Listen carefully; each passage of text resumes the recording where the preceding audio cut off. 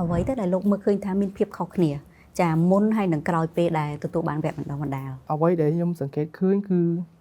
សិក្ខាកាមរបស់យើងដែលជាអីថាមេជាងយើងហ្នឹងគឺគាត់មានជំនាញច្បាស់លាស់ជាងមុនបច្ចេកទេសដែលគាត់យកទៅអនុវត្តការងារប្រចាំថ្ងៃរបស់គាត់ហ្នឹងច្បាស់លាស់ជាងមុននិយាយខ្លីគឺគាត់មិនមែនចេះតាមលក្ខណៈចេះតគ្នាដូចពីមុនទេចាព្រោះគាត់មានមូលដ្ឋានគាត់មានបច្ចេកទេសច្បាស់លាស់ពីសាលាអាហ្នឹងរឿងមួយដែលគាត់មានទំនុកចិត្តខ្ពស់ក្នុងការសាងសង់ទី2ហ្នឹងគាត់គឺជាអ្នកដែលមានទទួលបានវិញ្ញាបនបត្រទទួលស្គាល់ពីក្រសួងការងារបូករួមជាមួយនឹងសាលាបណ្ដុះបណ្ដាលដែលមានវិជ្ជាជីវៈច្បាស់លាស់ចាសាលា NPIC នឹងផ្ទាល់តែម្ដងហើយអ្វីដែលសំខាន់មួយទៀតគឺនៅពេលដែលគាត់មានជំនាញច្បាស់លាស់មានវិញ្ញាបនបត្រទទួលស្គាល់ពីសាលាពីក្រសួងច្បាស់លាស់គឺគាត់មានបើថាគាត់ទទួលបានគម្រោងសាងសង់ច្រើនជាងមុនបើថាគាត់មាន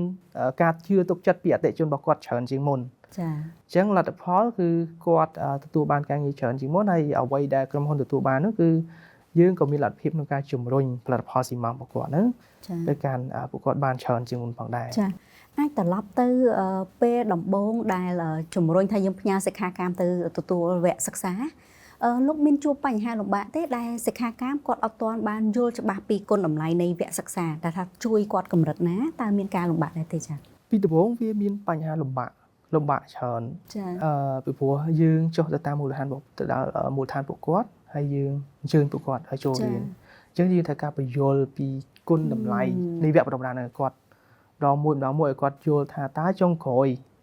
នៃការបញ្ចប់វគ្គបណ្ដុះបណ្ដាលហ្នឹងគាត់នឹងទទួលបានអីហើយវាជួយអីខ្លះទៅដល់អាជីពការងាររបស់គាត់ដែលគាត់ជាអ្នកមកការសាងសង់នេះអញ្ចឹងវារៀងពិបាកតិចដែរ